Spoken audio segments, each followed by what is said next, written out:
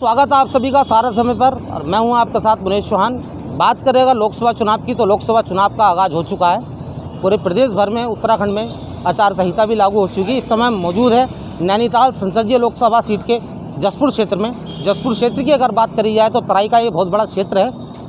हमारे साथ में यहाँ कुछ लोग मौजूद हैं, बात करेंगे उनसे कि पिछले 5 सालों में कितना यहाँ विकास हुआ है या इस बार वो कैसा सांसद चाहते हैं। सबसे पहले हमारे साथ मौजूद हैं, क्या नाम हुआ सर आपका? मेरा सुखदेव सिंह। कैसा सांसद चाहते हैं, किस आधार पर इस बार मत का प्रयोग करना चाहते हैं आप? एक अच्छा सांसद हमारे इधर उधम सिंह नगर जिले को मिलना चाहिए जो शिक्षा, स्वास्थ्य और अनेकों कामों पर कार्य कर सके। जो हमें पिछले सांसद महोदय मिले थे उन्होंने ना आज तक कोई काम किया, विकास के नाम पर वो गायब रहे, आज तक जनता के बीच में नहीं आए, ना ही कोई काम उनका सड़क पर आया और कोई धरातल पर कोई काम भी नहीं दिखा आज तक। क्या क्या कमियां हैं, उसके अलावा जसपुर क्षेत्र में किन किन चीज़ों की और ज़रूरत है? उनमें सारी कमियां ही कमियां हैं। कोई भी ऐसी बात नहीं है, कोई भी लोकसभा में हमारे इधर क्षेत्र की आवाज़ को ही नहीं उठाया गया, क्षेत्र की आवाज़ को दबाया गया। कोई भी ऐसा कार्य जो उधम सिंह नगर जिले में हुआ हो हमारे मैदानी क्षेत्र में, तो ऐसा कोई कार्य नहीं उनके द्वारा किया गया। अब दोबारा वो उन्हें प्रत्याशी बना दिया गया है। धन्यवाद है उनकी पार्टी का। और ठीक है, आपके चुनाव में आएंगे तो हम सवाल जवाब उनसे करेंगे। बिल्कुल, देखिए प्रधान जी ने बताया कि प्रत्याशी दोबारा से एक बार भाजपा ने जो पूर्व सांसद थे हमारे उन्हें ही घोषित कराया, लेकिन आपको बता दें कि कांग्रेस की तरफ से अभी तक नैनीताल लोकसभा सीट से कोई प्रत्याशी घोषित नहीं करा गया। हमारे साथ में कुछ युवा वोटर भी हैं, उनसे बात करते हैं। क्या नाम है आपका? राजेंद्र कुमार हुआ मेरा। राजेंद्र जी, क्या कहना चाहेंगे? युवा वोटर हैं, आपकी किस चीज़ की ज़रूरतें हैं जसपुर में और क्या कहना चाहेंगे? जसपुर में साहब देखो, एक तो चौराहे चौराहे पे बाथरूम होना चाहिए कायदे में। कहीं कोई चौराहे पे बाथरूम नहीं है, दुकानदारों को बहुत दिक्कत होती है। ठीक है, तो घर कौन जाएगा बाथरूम के लिए? किसी के यहाँ जा नहीं सकता, कोई वैसे नाली में मुँहता है तो वैसे दिक्कत होती है। तो हम तो यही चाहेंगे कि चौराहे चौराहे पे बाथरूम होना चाहिए। प्रत्याशी कैसा होना चाहिए, किसे सांसद बनाना चाहेंगे? वो इसके लिए तो वही होना चाहिए जो हमारे लिए अच्छा करे। हमारे साथ में एक बुजुर्ग वोटर भी हैं, उनसे भी बात करते हैं। क्या नाम है आपका? कमलगिरी नाम है मेरा।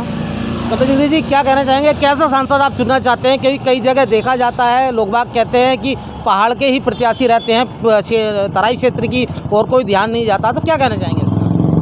मैं यही कहना चाहूँगा, जब से उत्तराखंड बना है, उत्तराखंड बनने के बाद में बाबा से लेकर कोश्यारी जी और कोश्यारी जी के बाद में अजय भट्ट दूसरी बार यहाँ लोकसभा नैनीताल सीट का चुनाव लड़ने के लिए मतलब पर्चा भरा है उन्होंने, उनको टिकट मिला है बीजेपी पार्टी से।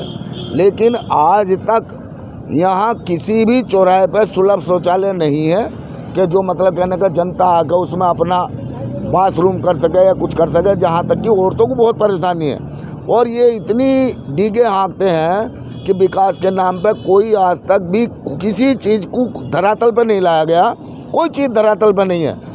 और दूसरी बात यह है कि मैं स्वयं भुक्तभोगी हूँ कि मैंने 5 बार प्रधानमंत्री आवास योजना के अंतर्गत अपने मकान के फार्म भरे, लेकिन मुझे आज तक कोई भी गवर्नमेंट से कोई सुविधा नहीं दी गई। मुझे ना वृद्धा पेंशन मिली अभी तक, कोई भी सरकार की कोई भी योजना मुझे प्राप्त नहीं है अभी तक, और ना मुझे मिली।